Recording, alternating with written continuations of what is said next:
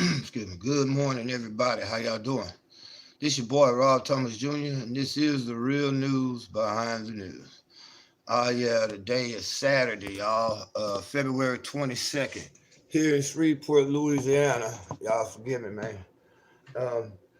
Um, Briefly, just want to talk about last night. I did a video and wake up this morning and find out that it was deleted by YouTube. They say I violated community standards by speaking hate speech, and I didn't think I offended anybody. I just told the truth about a certain subject that we should understand. So I guess somebody saw that video and reported it, but YouTube took it down. We were talking about the how the Israeli Defense Force is basically training the police here in Shreveport. In America, in some of the same tactics that they use over in Israel.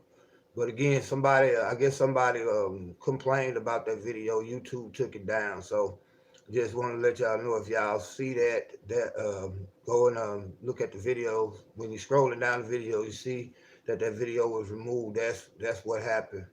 But it's like I'm learning you have to be very, very careful on social media because all it really takes is one person who finds something that you say offensive and they can ruin your whole YouTube channel. Really, they can ruin your whole career in the real world by some things that you say on social media. I mean, it's crazy how we supposed to live in a land where you have freedom of speech, but now everybody has gotten so sensitive that you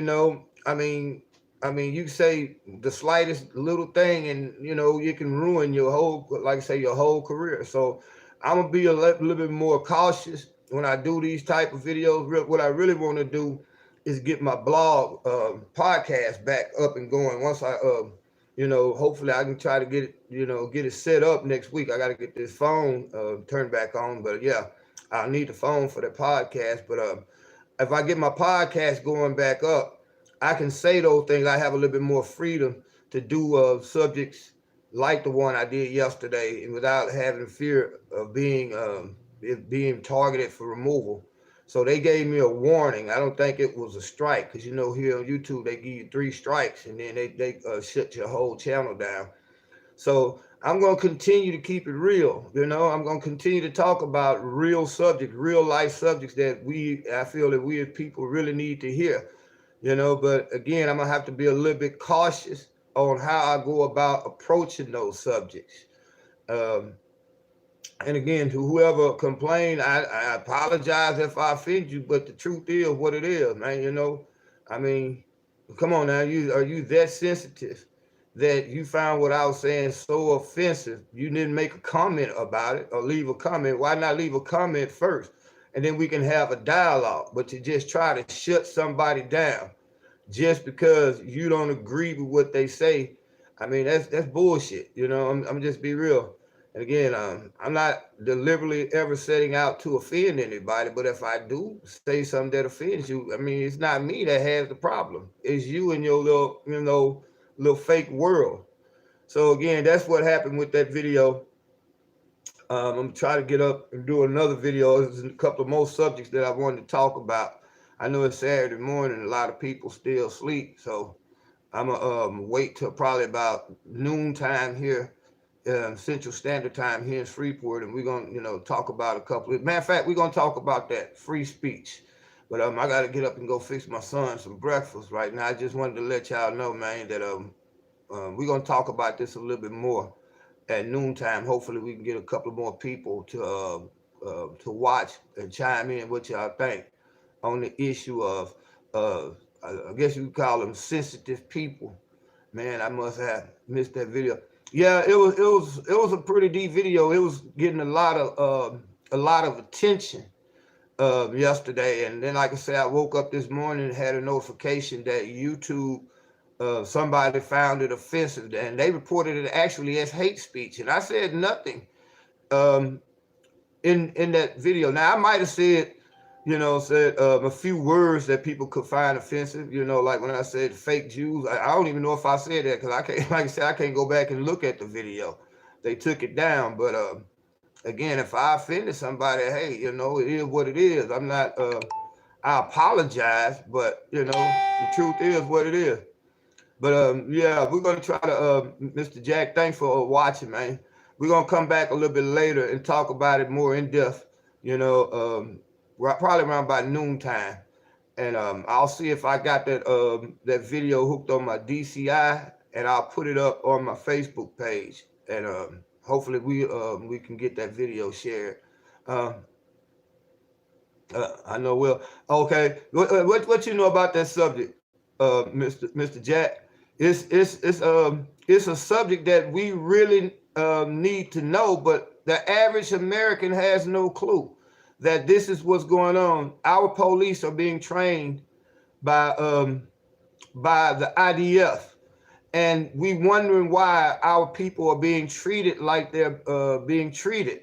Is because the same tactics that are used to suppress the Palestinians are being used here on us in America. And people don't have the slightest clue why black people are looked at the way we are looked at by law enforcement.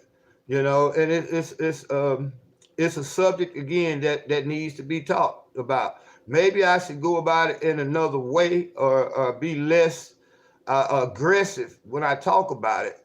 But hey, it is what it is. When I do these videos, man, I don't have basically a plot, or I just do it on the spur of the moment. Whatever happens, it happens.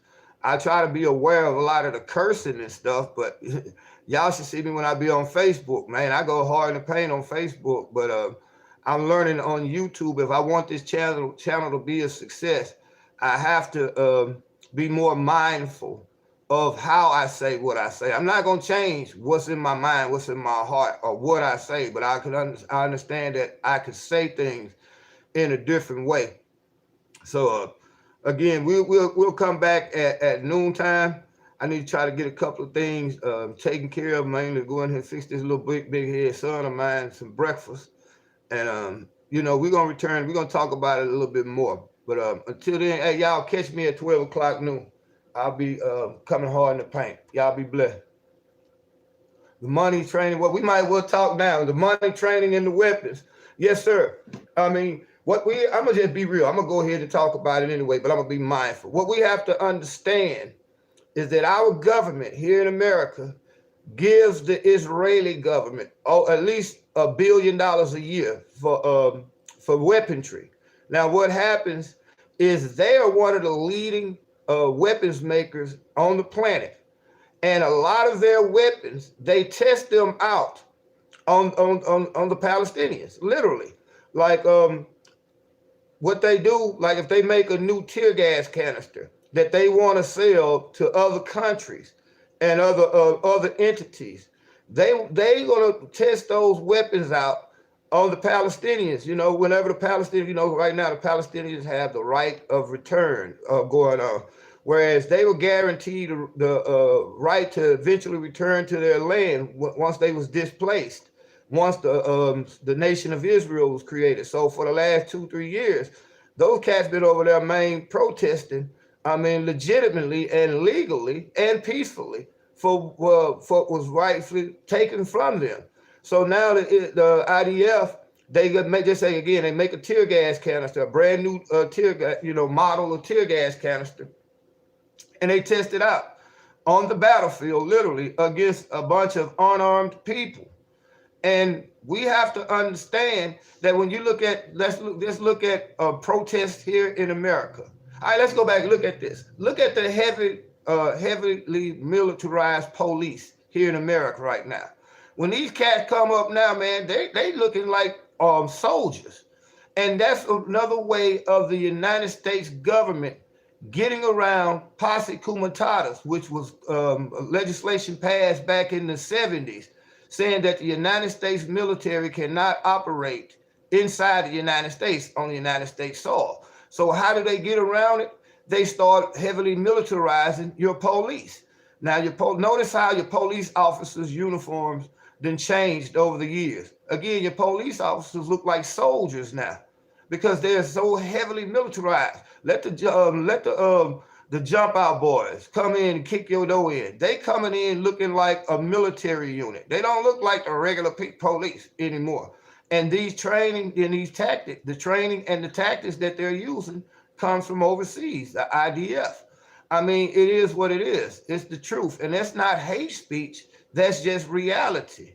So the reality of it is black people should really understand and study what's going on with the Palestinians because we have direct commonality with them as how we are being treated, you know. Look at our neighborhoods. We think that we have freedom of movement, but they relegate our neighborhood to sections, to quadrants, where they literally can come in at any time and shut your whole neighborhood down. Look what they did in Ferguson, Missouri, after Michael Brown was killed or murdered. You know what I'm saying? They were able to shut entire neighborhoods down. You know what I'm saying? It don't take nothing but to take a tank or something and park it on your main exits and entrances into your neighborhood. I mean, a lot of our neighborhoods are really nothing but open air prisons. You know what I'm saying? And they're heavily patrolled by the police. So, I mean, it is what it is. That's not hate speech. That's just telling a simple truth. And again, we're going to come back and find another way to eventually talk about the subject. But as for right now, you know, I'm trying to figure out what I said in that video that would cause somebody to flag it under the terms of hate speech. So again, we're going to come back a little bit later around by noontime. And we're going to have a couple of different more subjects we want to talk about. And also we're going to be, I hate to say it, but we're going to be asking our subscribers, man, for a little financial help because we got to get this internet taken care of and we got to get a phone line back rolling. So if anybody can, help out with that, we'll put the cash tag app up.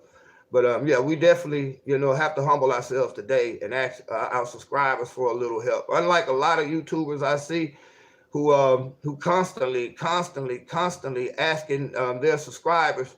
I mean, I feel if a person wants to give something, they will. If you do a good enough job, you shouldn't have to ask, especially if you provide a service that people want. But right now, I'm in a desperate situation because the weather here is cleared out. And there's a lot of job opportunities I can take, but I gotta have a phone line to do it. So again, we'll come back at noontime and we'll talk about that. Until then, y'all be blessed.